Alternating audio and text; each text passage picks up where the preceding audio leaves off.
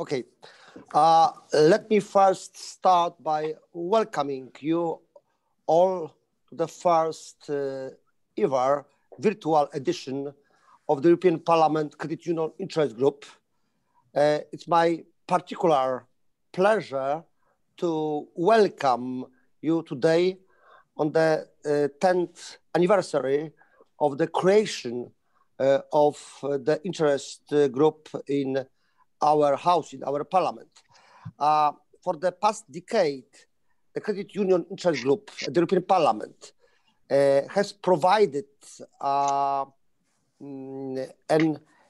invaluable platform for European stakeholders to discuss the role of credit unions in advancing financial inclusion across Europe, including in my country, my native Poland. The importance of this topic has never been more clear than at this moment, as we face one of the biggest economic and social crises in recent history in whole Europe.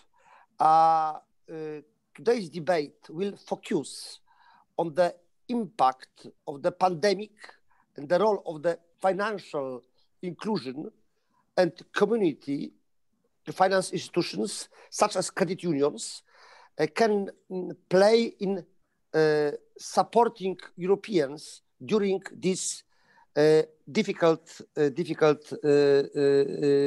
times.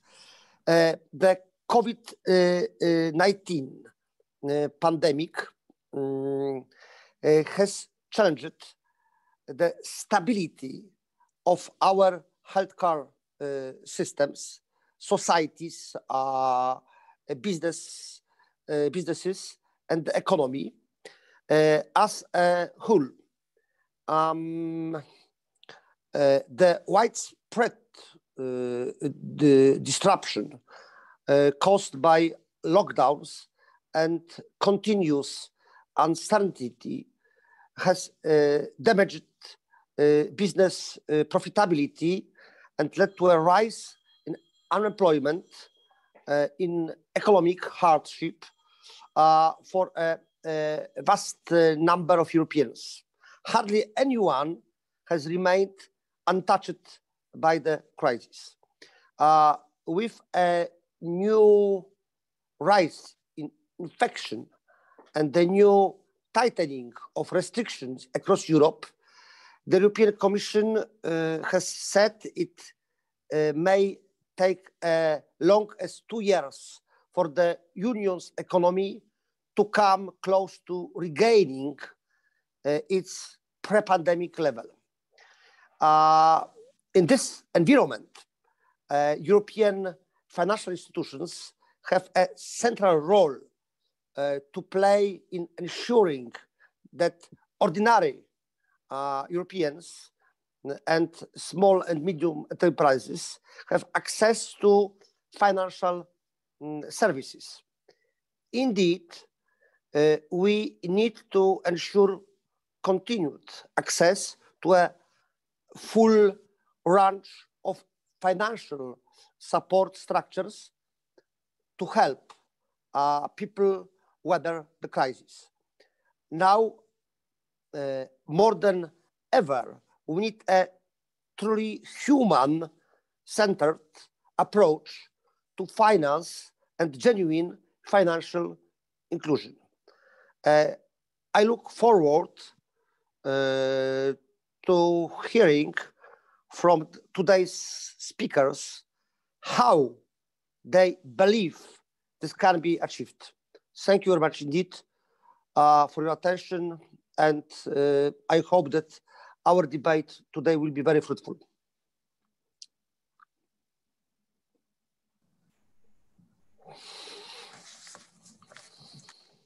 Thank you, MEP Czarnecki, and thank you for being here today. We very much appreciate the support. I'm Andy Price. I'm the Senior Vice President of Advocacy for the European Network of Credit Unions, also for the World Council of Credit Unions, and welcome to our virtual panel today on the COVID-19 crisis and the role of community finance in the economic recovery.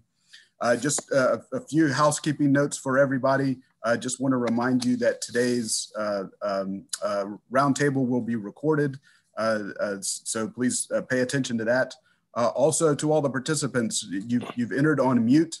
However, if you want to ask questions throughout, please feel free to use the chat box, and I will be monitoring those, and I will present those throughout the program as the panels allow us to do that. Without any further ado, I'd like to turn it over to Dr. Brian Branch, who is the president of the World Council of Credit Unions, for a couple introductory remarks. Thank you, Andy. And I'd like to join Co-Chairman Charnetsky in welcoming everybody to this virtual roundtable. We're delighted to have such an esteemed panel to discuss the COVID-19 crisis and the role that community finance and credit unions can play on the economic recovery. Normally, we're able to travel to Brussels, be there in person several times a year, but as all of us know, we have to make adjustments this year.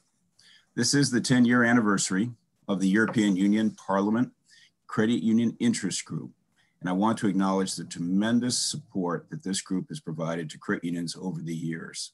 And in particular, thank you this year with a letter that was distributed from the interest group to help provide targeted relief for credit unions.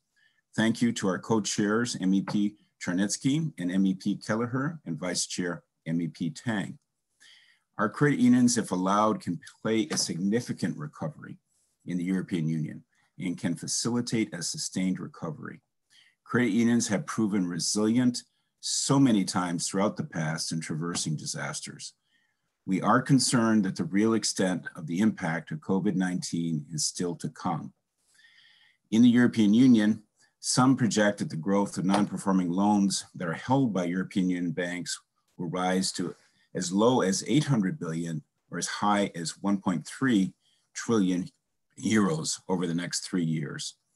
And so we welcome the discussion today on the role that credit unions can play over the next several years. Finally, I want to acknowledge the presence today of our European network of credit union members: Ireland, Poland, Romania, Croatia, Estonia, North Macedonia, the Netherlands, and Ukraine. They come together because of their unified philosophy of people helping people. That philosophy will also serve the European Union well in overcoming our future challenges. So thank you to all of our speakers today, and I really look forward to all of the thoughtful comments that you have to share with us. Thank you very much. Thank you, Dr. Branch. So we're going to head into our first panel here, and I'm excited about the panelists we have on there to bring us the perspective from the EU. And I'm going to go ahead and turn it over to our first speaker, which is Ms. Laura Bardone. She's the head of unit responsible for economic forecasting at the Directorate General for Economic and Financial Affairs of the European Commission. And she's going to talk to us about the post-COVID EU economy, the state of play over there. So without further ado, Ms. Bardone, whenever you're ready. Thank you, everybody. And I hope you hear me well. And indeed, I'm going to present to you the autumn forecast of the European Commission, which was released last week on 5th of November. If we can go to the first slide, I will give you yes, indeed, the key messages of the forecast. Just one thing first, the forecast was released on 5th of November, but the cutoff date of the forecast is 22nd of October, which means that in the forecast we take account of all information up to 22nd of October. So the first key message is that the pandemic still dominates the forecast. We are still in the grip, the economies are still in the grip of the pandemic. And this for us is the third forecast which has been carried out under this big shock. The first one was in spring 2020, when we were really taken aback by the strength of the virus and affecting lives, livelihoods, and the economies of the member states. In the summer, we were still forecasting under the great uncertainty of what the pandemic would be reserving for the future, and we are still in the same situation now. Actually, on 22nd of October, we were already seeing that quite a few member states were introducing virus containment measures in view of a resurgence of the virus. And I think it's fair to say that now we are in a full second wave of the pandemic. So just briefly to sum up, the pandemic has caused the deepest recession in EU history in the first half of 2020. And the recession surpasses that in the great financial crisis. It's really unprecedented. And also it was very much uneven across countries. And just as the recession and the real GDP contraction was strong in the first half of 2020, the rebound that was experienced in the third quarter of this year was also unprecedented. But now the recovery has been put on hold by the resurgence of the pandemic. So overall, EU GDP is forecast to contract by about 7.4% this year, before growing by 4.1% in 2021 and 3% in 2022. The forecast implies that GDP for the EU as a whole will be just shy of its pre-pandemic level by end 2022. But unfortunately, this is not the case for all member states. Second key message is that policy measures continue to cushion the impact of the crisis, and especially the impact on the labor markets of the crisis. And here I'm talking about the national policy measures principally, because the forecast only includes very partly the impact of the Next Generation EU. I will talk about it a bit later. Third key message is that uncertainty is and continues to be exceptionally high regarding the pandemic, as in spring and summer, but also regarding the future EU-UK trade relationship, because we are nearing the end of the transition period. And actually this high uncertainty implies that for the forecast, we had to base the forecast on two strong technical assumptions. One exactly regarding the evolution of the pandemic. We assume there that some degree of containment measures will remain in force throughout the forecast horizon. And this explains the slower path of the recovery than previously forecast for 2021 and 22. We assume that after the big tightening of containment measures that is actually occurring at the moment for the fourth quarter of 2020, the stringency of the measures is expected to gradually ease in 2021. You will note that I didn't mention any assumption regarding the timing of the deployment of a vaccine or the timing of decisive medical treatments of the virus of COVID, but we base our forecast on assumptions regarding the stringency of the containment measures. Regarding the UK-EU partnership, without prejudice to the outcome of the ongoing negotiations, we assume that the EU and the UK will trade on WTO most favored nations rules as from 1st of January 2021, which implies the application of tariffs and non-tariff barriers as from next year. Fourth message of the forecast is that the downside risks are remain exceptionally large, but there are also some upside risks, and I will come back to this later. And now we move on basically our external assumptions, so how we see the global economy supporting the EU. First of all, global GDP, I mean, the pandemic was a global shock, and therefore it did not spare, of course, the economies outside the EU. And thus, global GDP, excluding the EU, it is expected to contract by about 3.8% in 2020. And this is, again, considerably more than during the global financial crisis.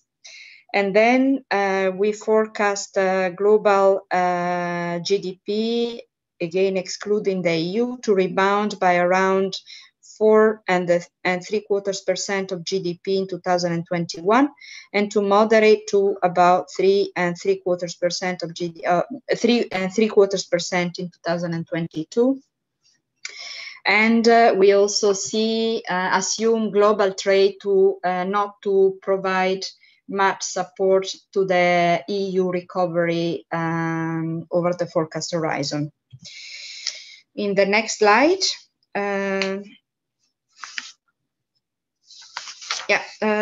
we go to the elements that we had by 22nd of October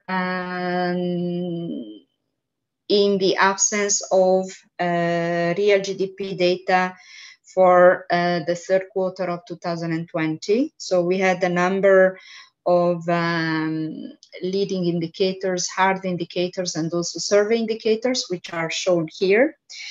Monthly data then confirmed that the economy has been on the mend as of May, when the virus containment measures started to be lifted after the lockdown.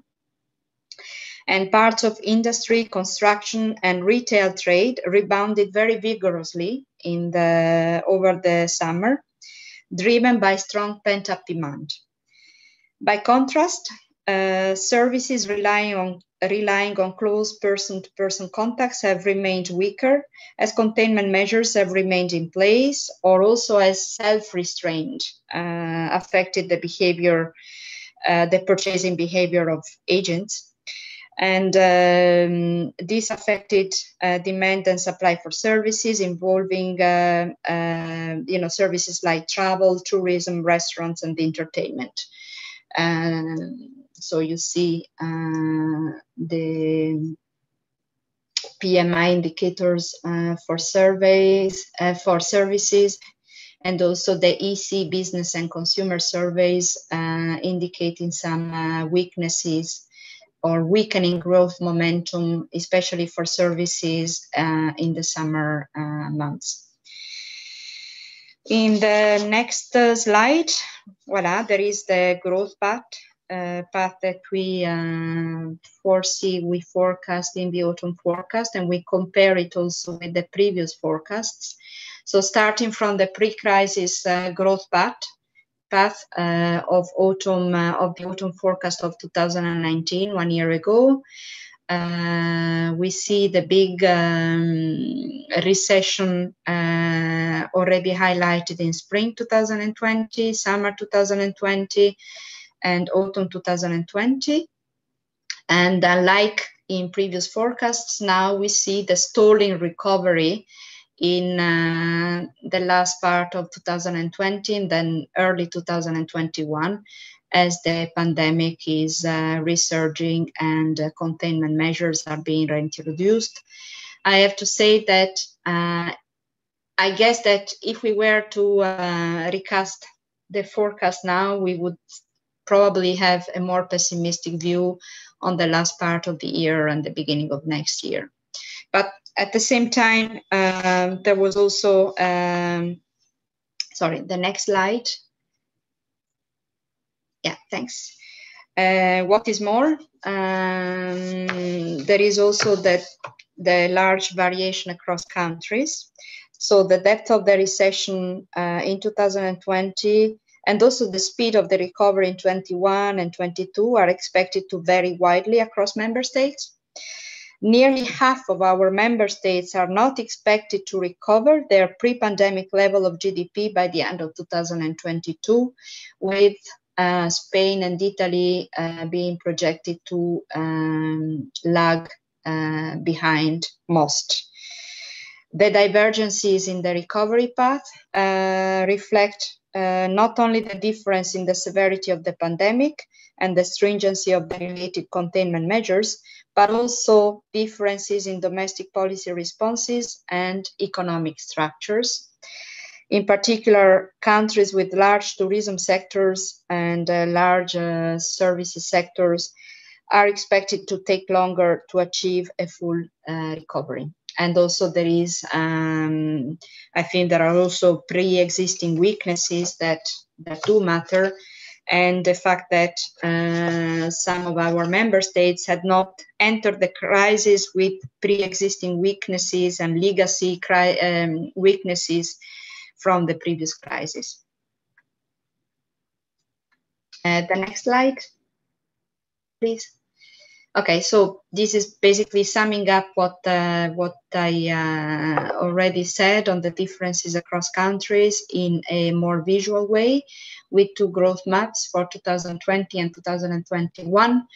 The darker color for 2020 show the countries most hard hit in 2020, and therefore with the largest GDP contractions. And similarly, the darker colors, on the opposite, the darker colors for the 2021 map show the countries that are expected to recover most, and there is a lot of technical rebound that drives this picture for 2021. In the next slide, okay, you may be aware of the fact that on 30th of October, there were a few flash estimates of the GDP growth, real GDP growth in the third quarter of 2020, and there were positive surprises. The third quarter rebound was even stronger than we expected, and certainly driven by pent-up demand and decisive policy action by the member states, as also by EU institutions, by the EU in general. But as I have stressed, the resurgence of infections across Europe in recent weeks is causing renewed disruptions. So the positive surprise is expected to be accompanied by a negative surprise for the fourth quarter of 2020. Thus, overall, we still do not consider that this positive surprise for the third quarter is sufficient to change materially our growth outlook for 2021 and 2022. Then in the next slide, a bit on the decomposition of growth over the forecast horizon and the drivers, especially of our growth path. So just as private consumption and investment took a particularly sharp hit in the first half of the year, both private consumption and investment are expected to drive the recovery in 2021 and 2022. In particular, private consumption is set to rebound as households gradually release their accumulated savings and adjust their spending patterns. Once again, there is pent-up demand, which is set to play a role in the recovery. Investment is also set for a gradual rebound over the next 2 years, benefiting from still highly accommodative monetary policy, increased public investment, and government support schemes for firms, as well as the EU recovery package where we were able to include it. Unlike in past recoveries, the European economy cannot count on a significant pull from the external side. As the pandemic has been a global shock, as I said before, net exports are not expected to contribute much to EU growth over the next 2 years. And some say on the role of policy measures at national level in the next slide. So all member states have put in place sizable discretionary fiscal measures to cushion households and firms from the negative impact of the crisis. And this is shown here by the so-called fiscal stance, which is measured as the change in the structural primary balance, which becomes very negative in 2020.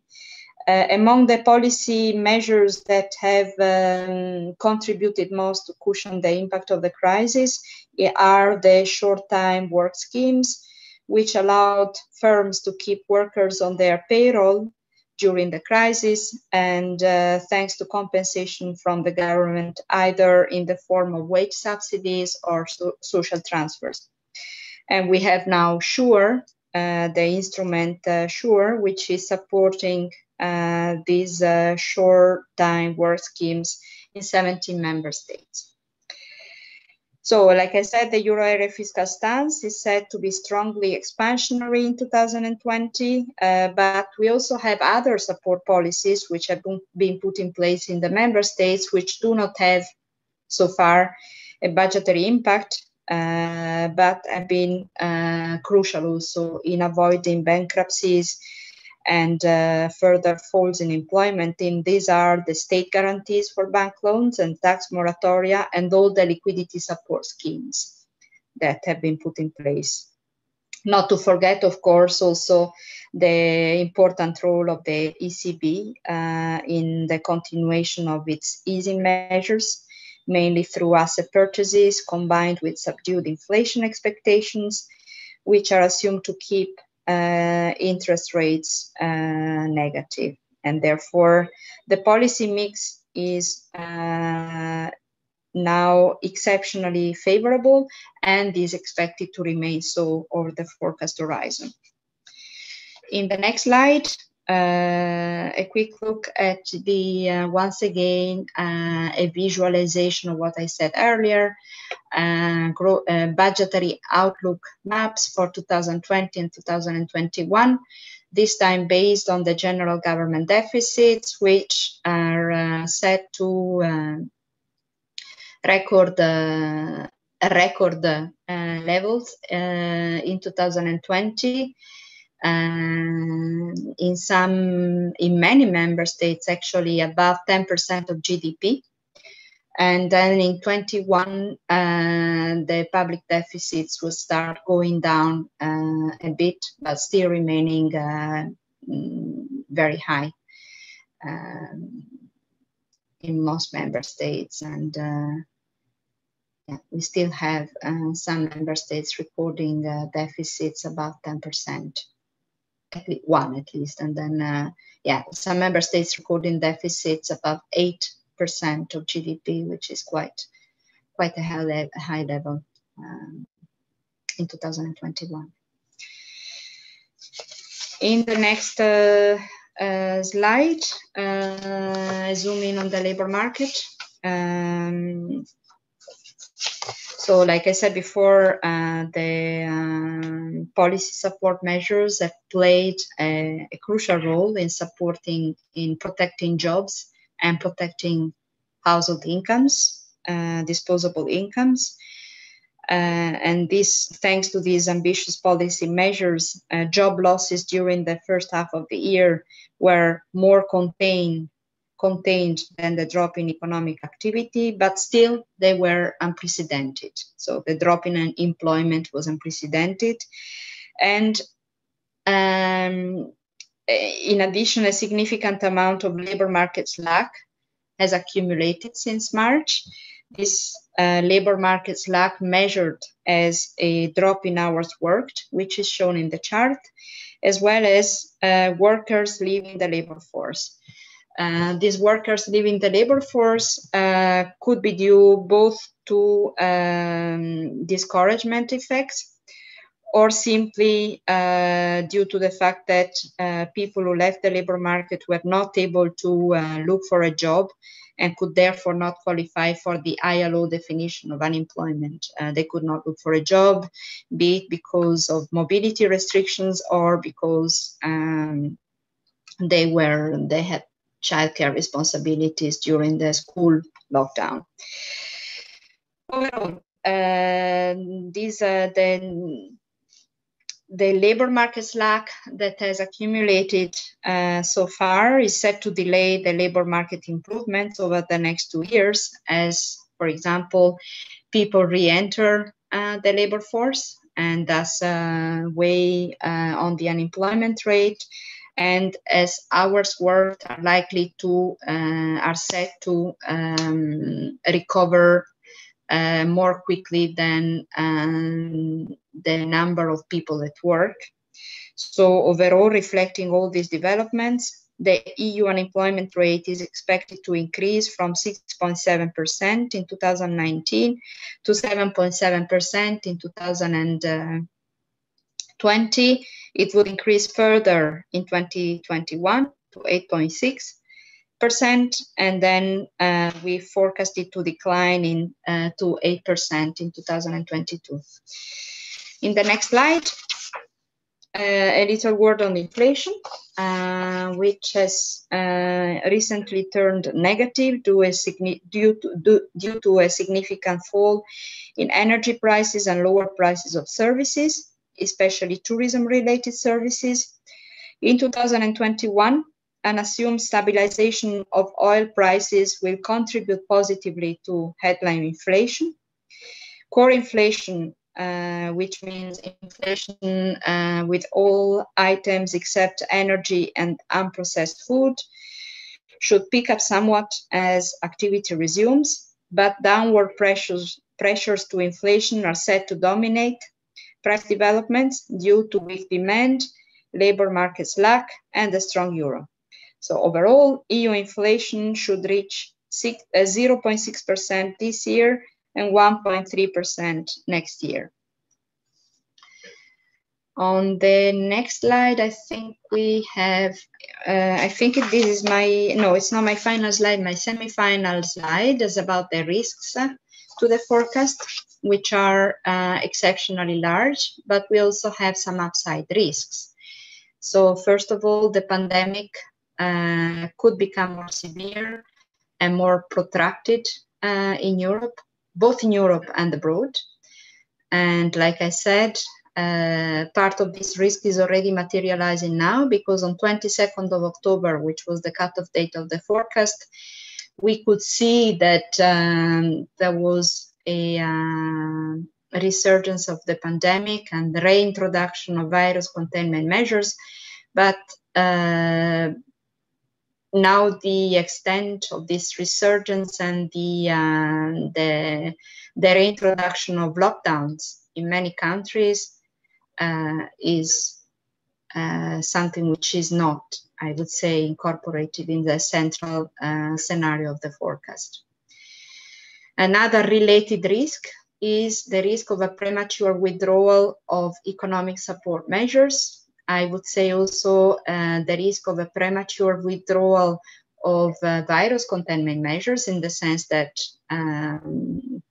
a premature withdrawal of such containment measures could maybe lead to a third wave of the pandemic, but also a premature withdrawal of economic support measures, like, for example, the short-time work support schemes or the job retention schemes, would likely lead to an increase in a larger increase in unemployment than we forecast.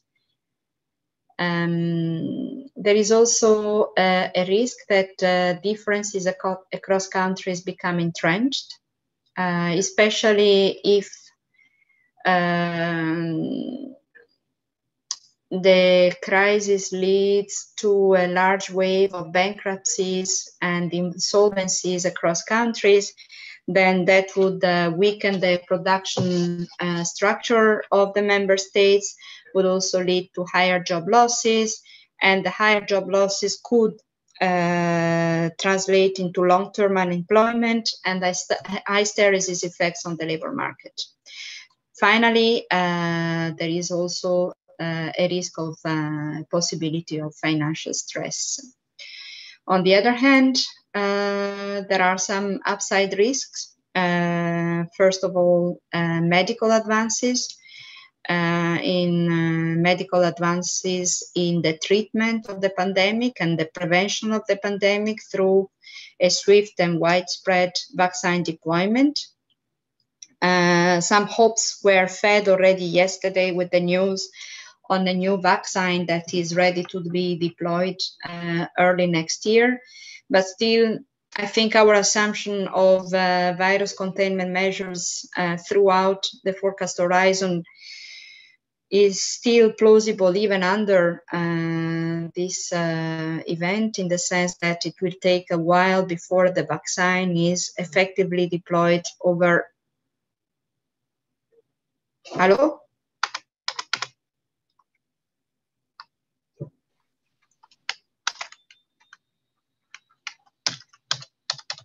Laura, you're still on. You're still here. Do you still hear me? Because all of a sudden it all disappeared from my screen. So please tell me if you don't if you don't hear me any longer. I'm approaching the end of my presentation, so I hope I will keep. So I was at the the last. I was at the risk. Yes, finally, there is also the possibility of a last-minute trade agreement between the EU and the UK from here until the end of December, so the end of the transition period, and that would mean that possibly lower tariffs as of 1st of January 2021. Still, I have to say that non-tariff barriers are set to play a big role. So the trade relationship between the EU and the UK will, in any case, be more costly than it is at the moment under unchanged trade relations, as if the UK were part of the custom union. Of course, there is also another big upside, which could not be included in the forecast, and that is the growth stimulus that is due to be provided by Next Generation EU, and especially the Recovery and Resilience Facility. Here, we could not include it basically almost totally fully, because the information at the time of the closure of the forecast was on the recovery and resilience plans was still not,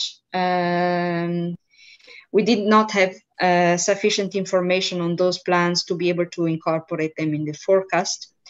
What we do instead is we provide updated simulations, model simulations of the impact of Next Generation EU under alternative scenarios of NGU measures, basically scenarios of high additionality of the NGU funded expenditure and low additionality. And in both cases, we see that the simulations show that Next Generation EU is set to provide a very significant stimulus to EU growth as from late 2021 and 2022, and also provide and also help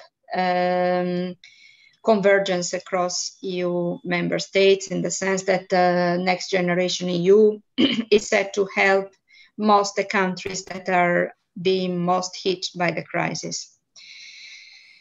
A final slide. Do you still hear me? Yes. Yes, we hear you.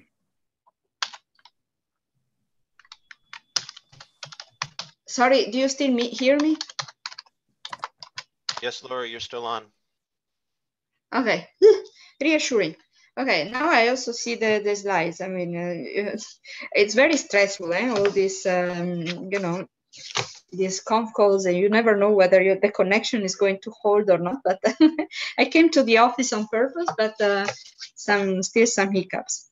So the last slide shows that I said before, I stressed before the high uncertainty that surrounds the forecast because of the unknown evolution of the pandemic and the reaction to the pandemic. And therefore, in the forecast publication, we also present model alternative scenarios to complement the baseline forecast. We present a downside scenario which considers the negative impact on economic sentiment and firms' financing conditions of stricter and more protracted virus containment efforts. And this is the brown line shown in the chart, which projects basically significantly worse economic outcomes in the near term. So there is a big drop in real GDP in the fourth quarter of 2020, and then some basically further drop or stabilization in 2021 Q1 first quarter, and then a technical rebound and a recovery thereafter.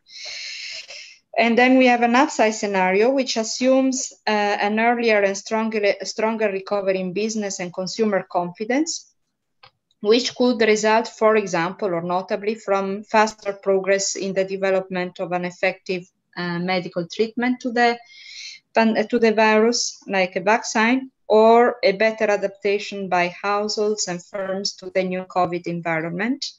And here we have a stronger recovery. Still, the alternative scenario that we present are asymmetric. So the downside scenario is shows a larger gap to our baseline forecast. So I can stop here. Thank you. Well, thank you, Ms. Bardone, for that presentation. You've given us a lot to think about, and although it appears we have a lot of challenges ahead of us, I'm happy to hear there's some positive in there as well, that we may have a slow growth coming out for that. I know after our next panelist, we will probably have some questions. A lot of us are concerned about the institutional stress that might be forthcoming, or perhaps we're seeing it already flow through to our credit unions.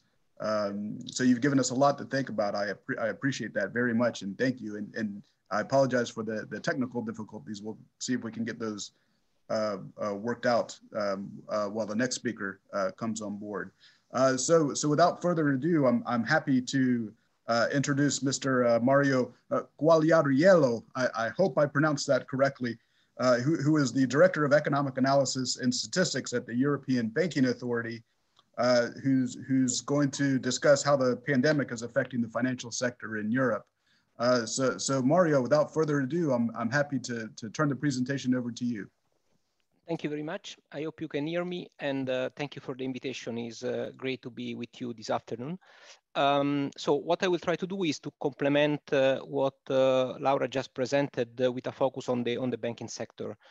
And I will try to be brief, so if there are questions, then we can cover it. So let me start with some data at the upset of the crisis. I think this has been a general message we provided consistently over the last months. The banking sector in Europe dealt with the crisis from a much stronger position than in the previous crisis, especially the great financial crisis. If you look at the capital position of the banks, as measured by the CET1 ratio, it was at 15%, slightly below this figure if you look at the fully loaded. so well above the regulatory minimum. But also, I think what is interesting is that if you look at the distribution, also the less capitalized banks had a strong capital position. Liquidity buffers as well were very high, with the liquidity coverage ratio at around 150%. And don't forget that the regulatory metrics is 100%. And also in this case, with a relatively narrow dispersion, and most of the banks are sitting above the average.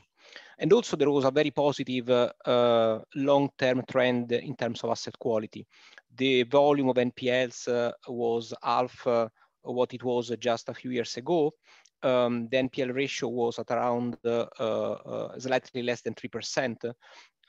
Of course, there were still some countries with a level of the ratio above the pre-Great Financial Crisis levels, but there was, as I said, a consistent improvement over time.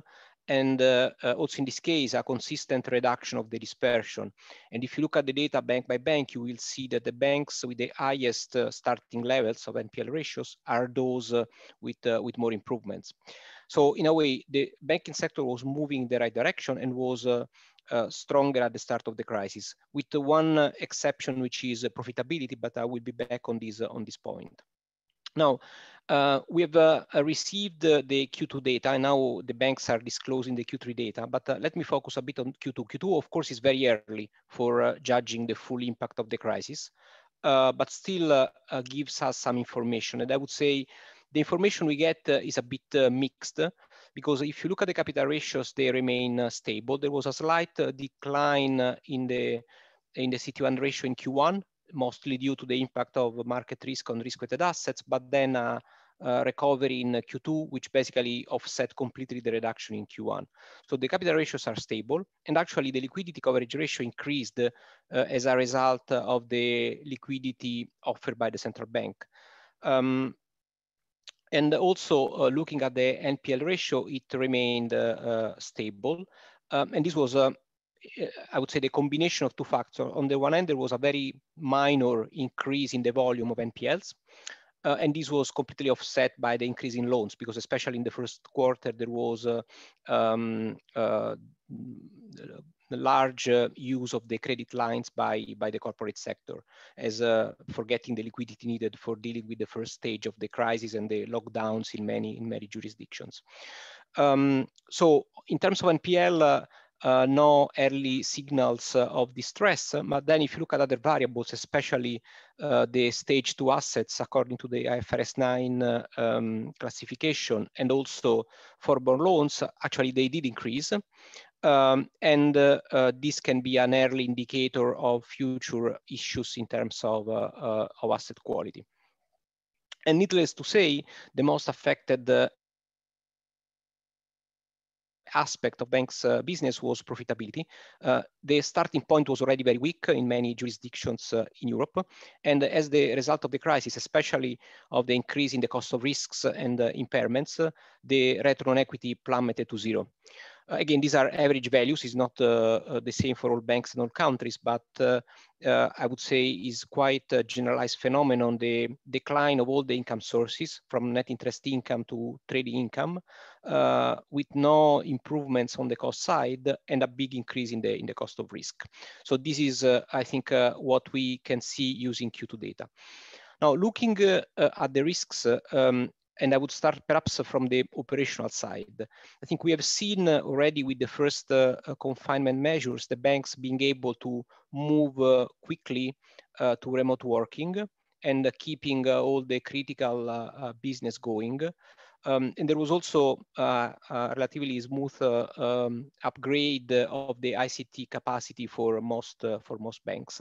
But of course, moving, let's say, relatively suddenly and unexpectedly to digital channels creates some challenges and concerns in terms of the operational resilience of the banks and the risk management of the banks. And again, one issue is that many banks, of course, try to prioritize the first, the direct business, and perhaps there was reduction in terms of focus on the second line of defense, especially risk management and internal controls, while it is exactly during this kind of crisis in which it's very important to strengthen the risk management and all internal controls in general. Outsourcing is very typical, especially for the use of digital channels and the use of technology more generally. And of course, having full control on the external providers can be more challenging in times of stress, especially with lockdowns in many countries, and especially because some banks are relying for some of the services on providers which are not in the EU. So there was an issue of control, or a potential issue of control over the outsourcers. And of course, the more you use digital channels, the more you are subject to cyber risk, possible data breaches, and potential frauds. So these are aspects on which banks should focus.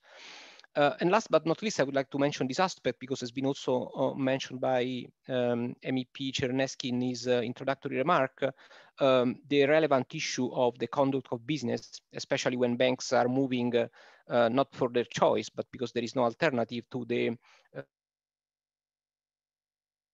digital platforms. So there is a general issue in keeping, let's say, in contact with your customers, knowing your customers, being able to follow all the relevant regulation in terms, for instance, of AML, but also there is a key issue in terms of financial inclusion. So the act to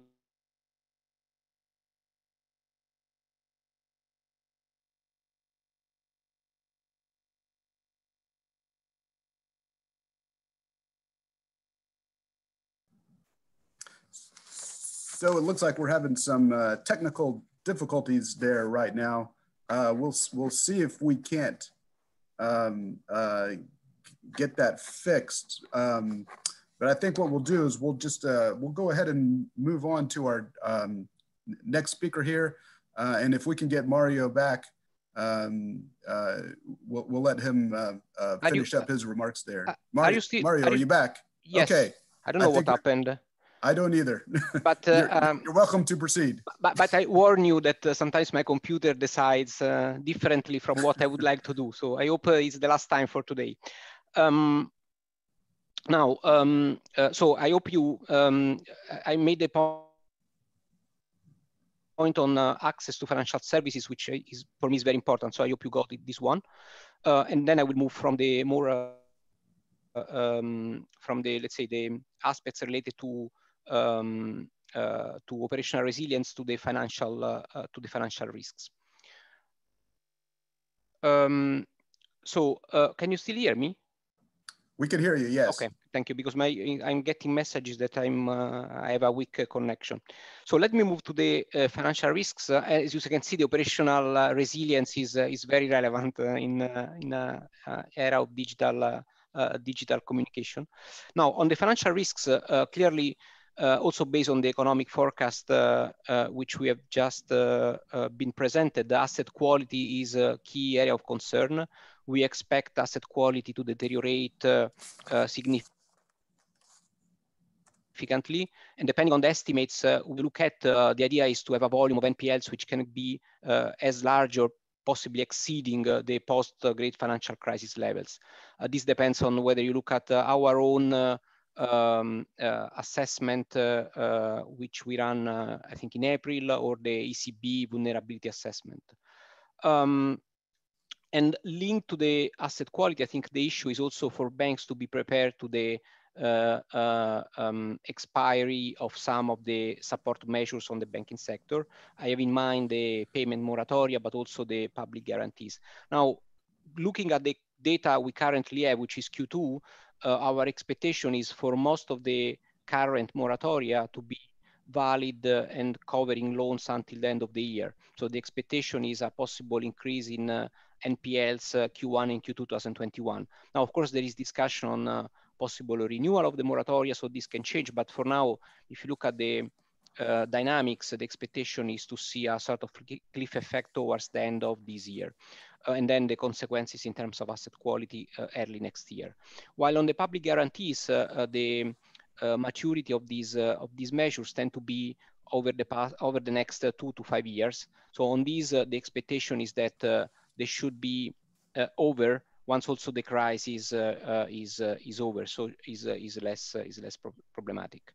And I think the issue here is not the measures themselves, but banks' level of conservatism in provisioning, which has been, I mean, as I mentioned, the cost of risk increased significantly on average, but the provisioning policies are very uneven across banks, and they are not necessarily following only credit quality considerations, but sometimes are especially the banks with, let's say, more profits or more capital able to do more provisions.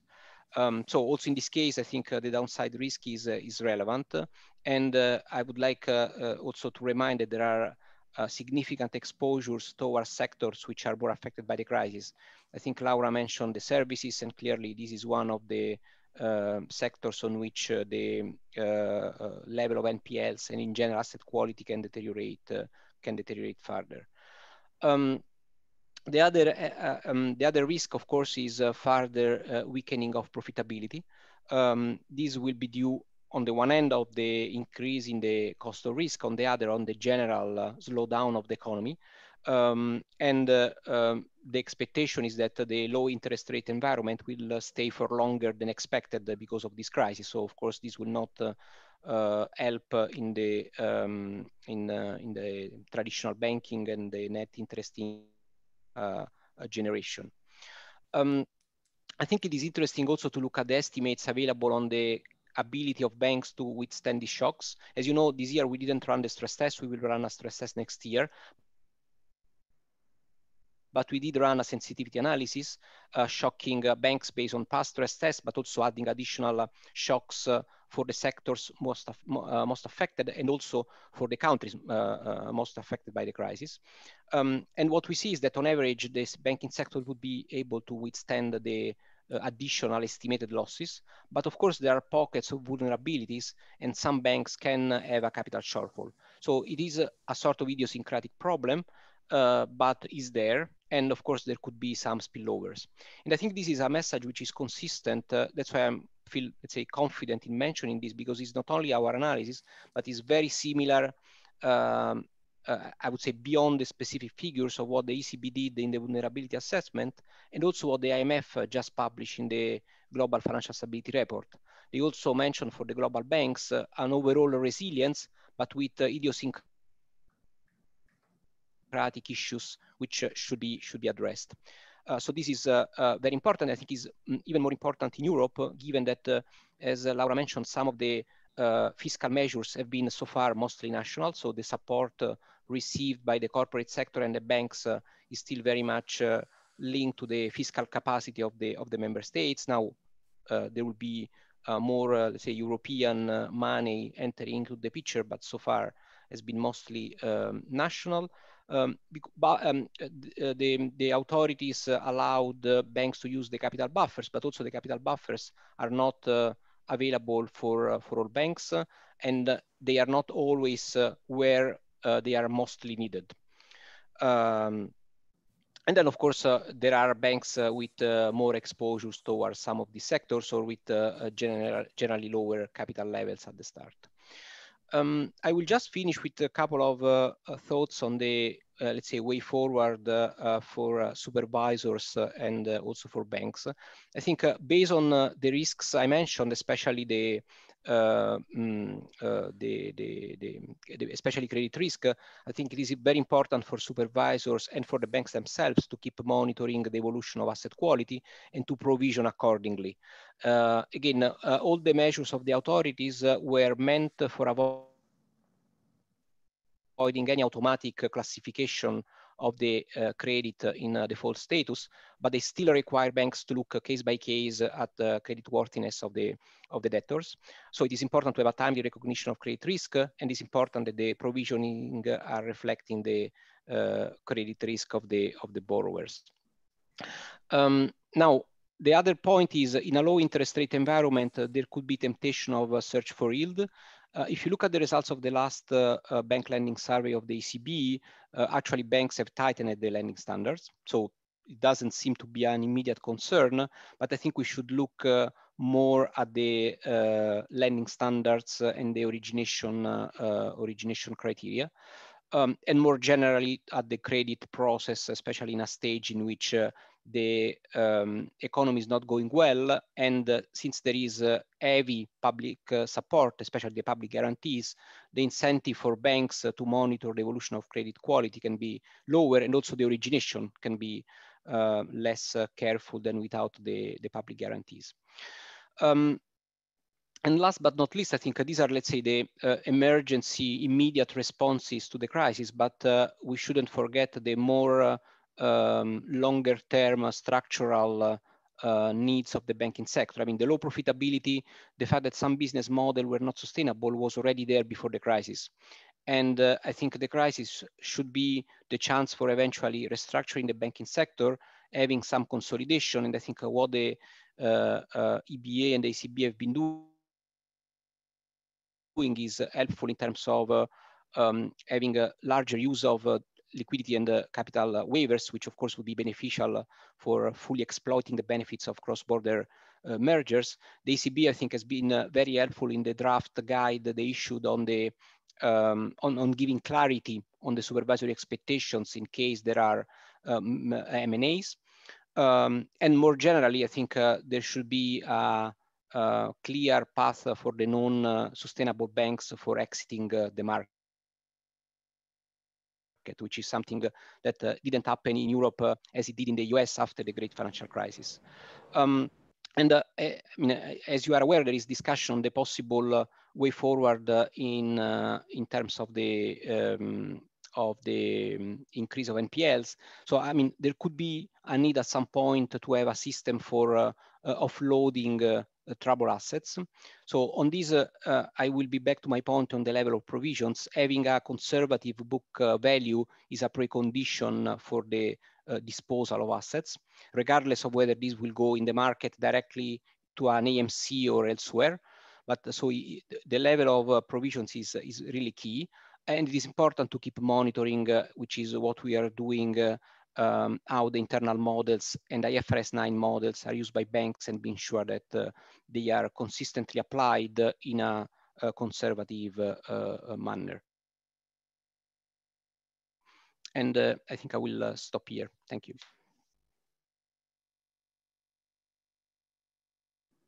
Thank you, Mario, for that presentation. Certainly, again, have given us a lot to think about. I mean, particularly as we traverse the next couple of months and what I think the institutional stress that's upon us or coming down the pike. So thank you for your presentation. We are running a little short on time, and I don't see any questions in the queue. So I think I'm going to go ahead and move on to our next speaker, which is Victor Messeguer, who is from the Director of Social Economy Europe. And he's going to talk to us about perhaps how the role credit unions can play in helping us come out of the pandemic, embracing for social economy for an inclusive recovery in Europe. So Victor, I'm happy to turn it over to you now. Thank you very much, Andre. I will be brief also because I have another meeting that has just started, but I will be for a bit with happy to share for a bit with you what is our position at this moment, and also what are our expectations and what's the way forward. So first of all, let me share with you a proposal that we did some years ago in 2018 for the European Commission, in order to have a European, sorry for this, the document is this one, to have a European action plan for the social economy. First of all, maybe let me briefly explain, because I guess that this might be important, what the social economy is. The social economy is a diversity of companies and enterprises in the European Union, such as cooperatives, mutuals, associations, foundations, social enterprises, and many other legal forms, ethical banks and financier, credit unions in many European member states, labor societies in countries like Spain, social cooperatives in countries like in Italy, etc., etc. So a diversity of enterprises and organizations that share some values and common characteristics, that have a common universe. Primacy of people over capital, people first, people-based enterprises that are first and foremost to serve the interest of the people that form these companies. Profit is a means, profit is something needed, but it's not the end in itself, is a mean to achieve a collective objective, to achieve a collective mission. The second big principle will be democratic governance, so participation of the members. The members can be the workers in a worker cooperative. It can be consumers or producers of energy in a renewable energy cooperative.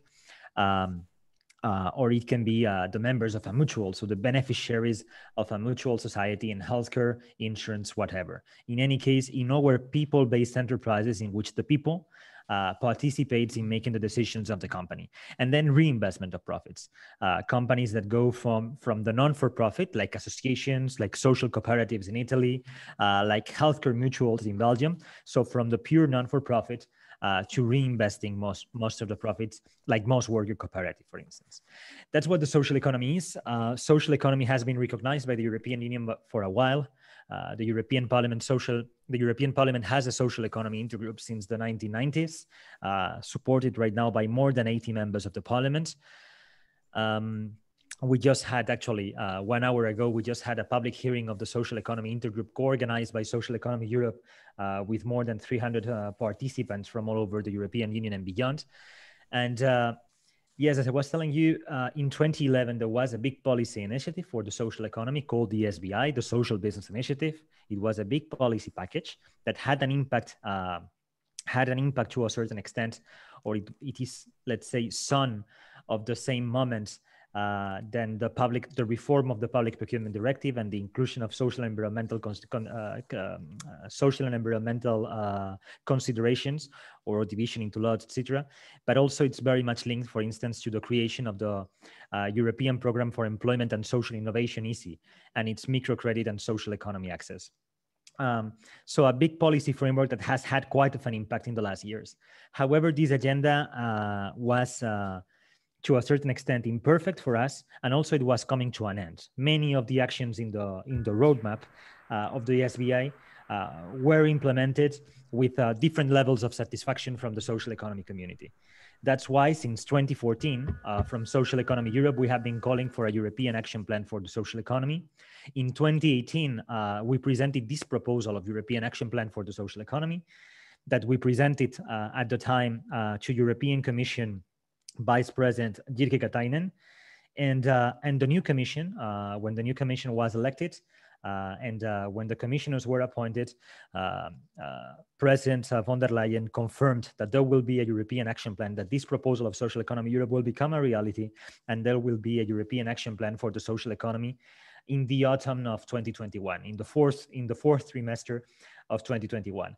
And that's what we are doing now. We are working with the European Commission to co-build this European action plan for the social economy. I wanted just to show you that in our proposals, there is already, and also in the event we had today, there is already quite a lot. Sorry to share it so with that speed, but I want to come to a particular point. Just a second. There is already a financial dimension that is part of our proposals.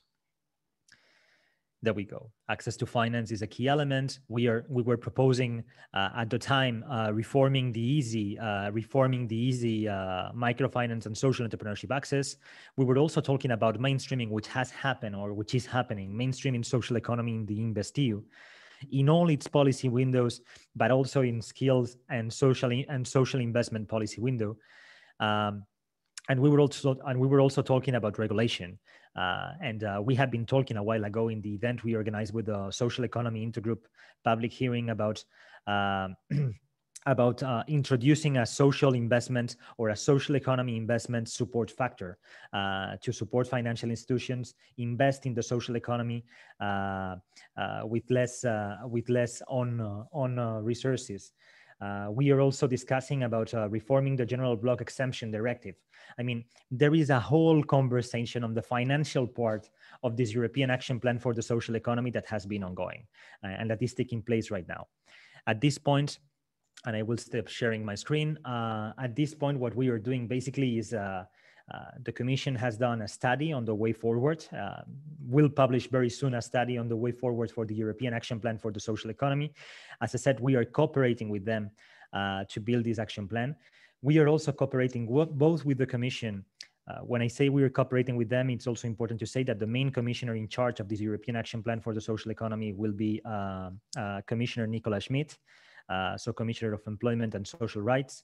He is working in cooperation with Thierry Breton, with DG Internal Market, Industry, Entrepreneurship and SMEs, which has a social economy unit. And there is in the European Commission an informal task force on social economy formed by representatives of more than 20 directorates general of the European Commission.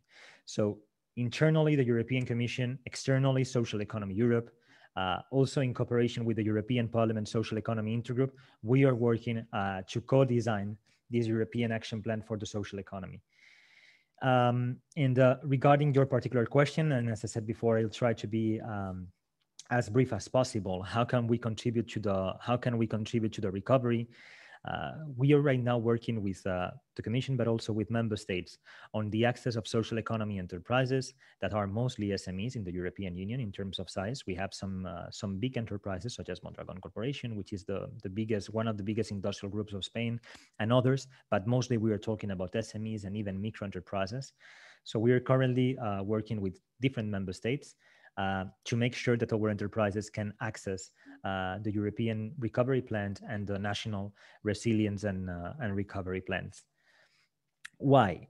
Because social economy is resilient people, enterprises that apply internal flexibility and strategies and resist better to the crisis. Because social economy can save jobs and enterprises through, for instance, transfer of the enterprise to the workers or to the employees, to all the employees or to a part of the employees under the form of a cooperative.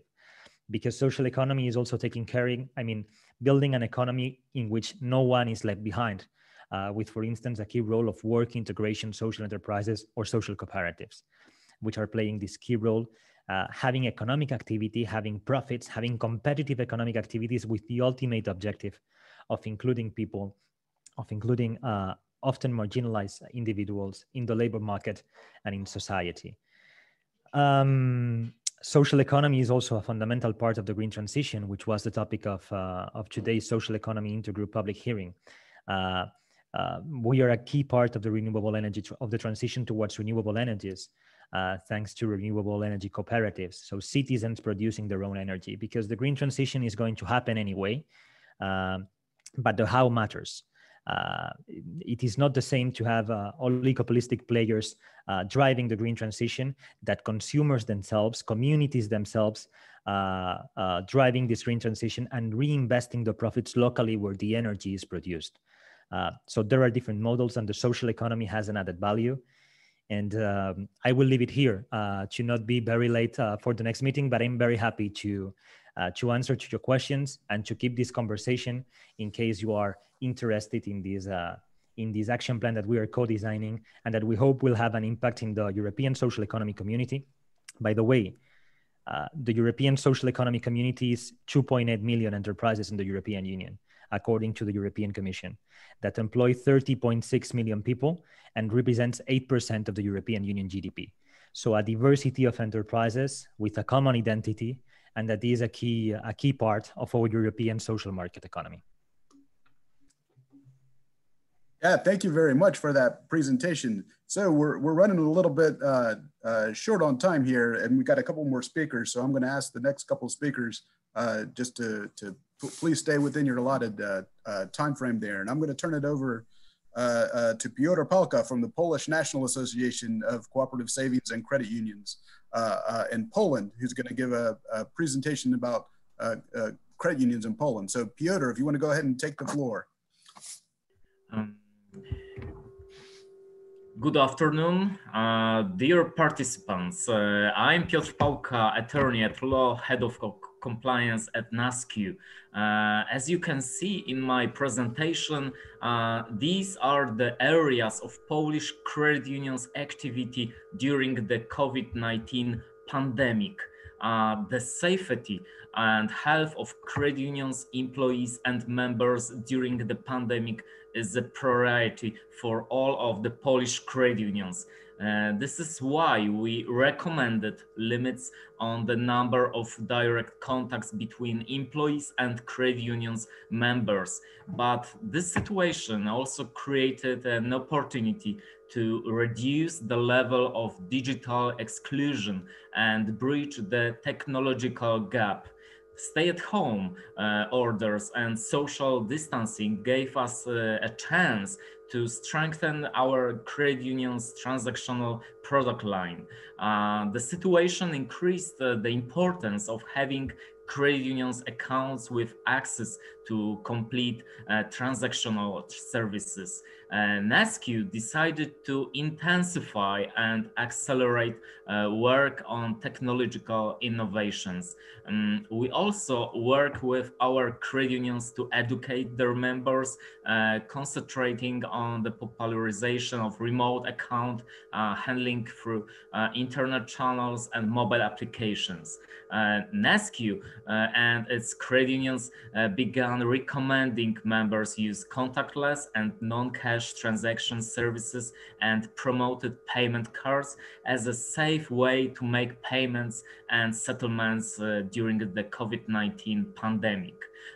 Credit unions members who decided to activate an account through online channels or mobile applications and use payment cards were able to have direct access to accounts, balances, and operations history without leaving home. Make any payments or other financial transactions from home, make contactless and cashless payments in stores, make payments in online stores that deliver those purchases, be independent from the need to have credit union branches open and available. Polish credit unions are also prepared to provide remote capabilities to its credit unions via phone and internet channels, allowing them to provide more remote services. This gave those credit unions the chance to continue with full operational services in the hardest time of the pandemic when many branches were closed. During the pandemic time, we also observed high interest from our credit unions in issuing payment cards and in online and mobile transaction systems. Credit unions encourage members to obtain and use payment cards. They also encourage members who had payment cards but didn't actively use them to start doing so. So the Polish credit union system was one of the first to implement and to allow for a higher amount of contactless transactions that do not require PIN authorization. So it was a big success for our system. As a result of these efforts, more payment cards were issued to Polish credit unions members during those during that period that was the hardest for us. That caused a large increase in the number of digital payment transactions as well. So the next step we are exploring to help minimize the effect of the pandemic is the possibility of postponing loan payments. So it's all about the moratoria. We constantly analyze the financial situation of our members in order to judge whether they are able to pay their loans. We look at their overall situation. Moreover, we recognize their financial needs and try to find the best way to satisfy them, and if needed, we help them by offering various convenient solutions. We support our members to, in any way we can help them through this difficult phase. What is also very important, members are slowly returning to our branches. We want our members to know we are we are available for them 24/7. We respond fast and very flexibly to their needs. We believe it is important we go through this difficult time together, side by side, with our members and employees.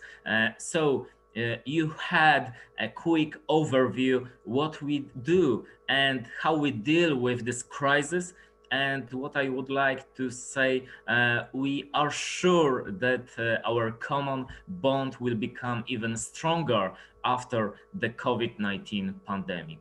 Thank you for your attention. Thank you, Piotr, and thank you for all that wonderful work you all do there in Poland. So now, to keep things moving along, I want to go ahead and turn it over to David McCauley. And just a reminder, we are a little bit short on time, so if you could help us along with that, we would appreciate it. David McCauley is the CEO of Denor Credit Union there in Ireland. And so, David, I'm happy to turn it over to you now. Thanks, Andrew. Okay, I'm just going to change the context of the conversation a little bit here, and that I'm going to focus on the experiences of an individual credit union here in Ireland in terms of our social value. And what I want people to do is try and imagine extrapolating or taking on board our figures and then working that and imagine that in the context of their own credit union, in their own country, and also across Europe. I just have a quote here from John Hume, who was a former MEP and also a winner of the Nobel Peace Prize. No movement has done more good for the people of Ireland, North and South, than the credit union movements. And that still very much holds true. In terms of the Denor Credit Union, we've identified that we know that we make a very positive financial dividend on an ongoing business, on an ongoing basis for a long time. However, we had a question: what is a social dividend and how can we manifest one, create one, and determine what that social value is and what that social dividend is? In the context of the Denor Credit Union, we are Ireland's oldest credit union. We were founded in 1958, and thankfully I haven't been here since 1958, although sometimes I feel like I have. But we've got 5,000 members, an asset size of 39 million, loan book of 10.6 million. But more importantly, we've got a history of successful trading. And even more important than that is that we're a massive value adder to a Dublin inner city credit community and the lives of the people there. And for generations of people in that community, we have been their lifeblood. In terms of our environment and the context we find ourselves here in Ireland, as a credit union, we know we are different. We've had to ask ourselves, what exactly is that difference? And more importantly, is there a value we can put on that difference? And if we establish and find out that and evaluate what that difference is, can we highlight that? Can we communicate that? But more importantly, can we own that difference and continue to build on that difference value and derive more value from that difference into the future? And in times of COVID-19, actually COVID-19 has actually enabled us to really demonstrate our difference. We're a very robust organisation. Even as a smaller credit union here in Ireland, we've proved to be very agile, very flexible, and we've really adapted very well to circumstances. We've never closed the office here during the whole of the COVID epidemic, and we remain providing an essential service to our members and to the local community. And then what we want to do from this is actually to re-establish the credit union narrative here in Ireland, to reclaim that narrative, and then actually to guard and cherish that narrative going forward. In terms of political and social policy context, since 2008, the Irish credit union policy effectively was devolved to the financial regulator. And there derived the lack of political support, which has ultimately proved very detrimental to members. And there's over 2.5 million members, credit union members across the country of Ireland. But equally, the Irish credit unions have been very poor at stating exactly what we want. And we're poor at stating what we do. We're not great at telling people what we're really good at. And more importantly, we're not even saying what we really need. And we have this innate sense of humbleness or this unwilling to shout from the rooftops, but we're not very good at claiming or broadcasting our success. For a credit union like us, we have fundamental questions. We have to ask ourselves, what is the purpose of our credit union? What is our social dividends? And we need to redefine ourselves and say, what exactly is a successful credit union? And how do you define that success? Is it profits generated? Is it by growing a balance sheet? Or is it recognizing, appreciating that providing credit, you're actually changing lives, you're meeting needs, and you're helping people realize dreams? And in fact, what it is actually both of these items. But then we had a challenge. Can we funnel everything we know that we're good at to an actual numeric value that's clear, meaningful, and precise? So we understand here as credit unions that we all have this instinctive feeling that we make a difference to people's lives. So we had a challenge. We wanted to change that instinctive feeling to an actual value. And we wanted to determine how much of an impact do we actually have. We wanted to determine how do we affect our members and the local community. And with more difficulty, can we enumerate that? And can we actually put a value on that? On the basis of that, we looked at a number of options on how to do this exercise. And we settled on a metrics or a measurements called social return on investments. And why did we pick that particular one? Because it was independent of the credit union. It was seen to be at an arm's length. It wasn't an internal process that we did here. Secondly, it's a separate, it has its own social return on investment measurement, has its own separate independent accredited process. So again, it just enhanced that visibility and transparency of this being independent of the credit union. It's fully transparent that all the matrices are all laid out, all the calculations are all laid out, all the values are all laid out. It's internationally recognized. So when the North Credit Union did this report here in Ireland, at the same time colleagues in the UK were doing something similar. And social return on investment actually has a proven track record. And interestingly, this was actually the first time that an Irish credit union sought to measure its own social return on investments. But what our findings were and what our conclusions. Yes, we found that we have a positive impact on community.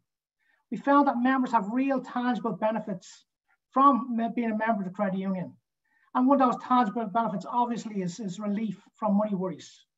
But equally members, and this is the members reporting back to us, the members had this intangible benefit. And that real overriding big one that they mentioned was a sense of belonging. The sense of belonging to a credit union, to a community, and being involved in that credit union and by extension that community. So what we realized was that we do positively impact on our members' lives. And more importantly, we can actually apply an actual value to that impact. And that actual impact is what we call the social dividends. And therefore, by having a social dividends, our social dividend, along with our financial worth, in our opinion, is the real measure of our credit union and should be the real measure of each and every credit union.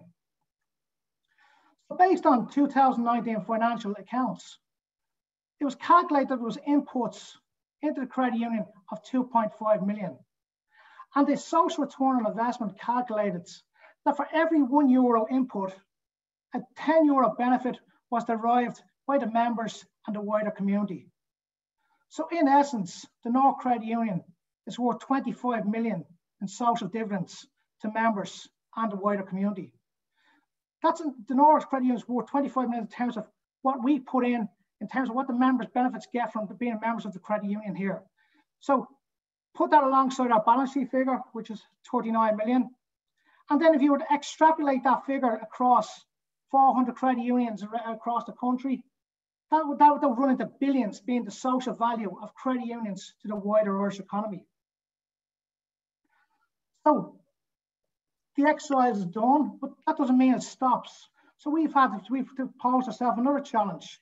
So what next for us? How can we release more social value? Can we use the report to identify and address members' issues or items which we simply missed?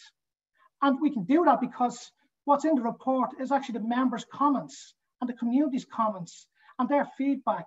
So we've identified a number of areas that we thought we were great in, and they've said, no, we could make improvements on. Can we support more community projects? And can we use our social return on investments from an internal perspective to generate more new members and to add to our loan book and issue more new loans? But most importantly, what this has helped us do is that it's going to now assist in our future planning, in our future strategic planning, as it always brings our focus back to the basics, and that is back to member needs. In terms of our colleagues and what's next for them, other credit unions are now interested in what we've done. Other credit unions in Ireland are asking the question, if the North Credit Union is worth 25 million social value, what are we worth? And that's a question that every credit union should actually ask. And that can then lead to us building to a national credit union social value and determining what credit unions are in for the country of Ireland are actually worth to the people and to the communities of Ireland. And therefore we can derive a real conversation around credit unions in terms of what sets us apart, what we contribute to our communities, and what further we can do. And therefore we can be part of the narrative and drive the narrative that credit unions are different and make a positive impact on members and communities. There are future wider implications, because obviously with a social value of that, we do have the potential to help in terms of national recovery, building from a local level, local communities, up to regional levels, and then up to a national level. It gives us the opportunities to lobby our governments and our political agencies, and not just our Department of Finances, but also to talk to our people, Department of Health, Department of Community and Rural Affairs, and just to simply recognise the simple question, if the credit union was not here, who could fill that social value gap? More importantly, Irish credit unions have an abundance of savings. We've got underutilised resources sitting there that are available to be used. Can they be used to help in national or community projects? And consideration then would need to be given as to how legislation and regulation can be changed that helps and builds on this concept of social return on investments. And by calculating our social worth, we can reclaim the message that credit unions reinvest more resources back to members and communities than any other financial institution, that credit unions make a direct impact on communities, that we, at the coalface of dealing with communities, we can relieve poverty. We are different. And therefore, our success should not just be judged from a profits only basis, because success is not just profit.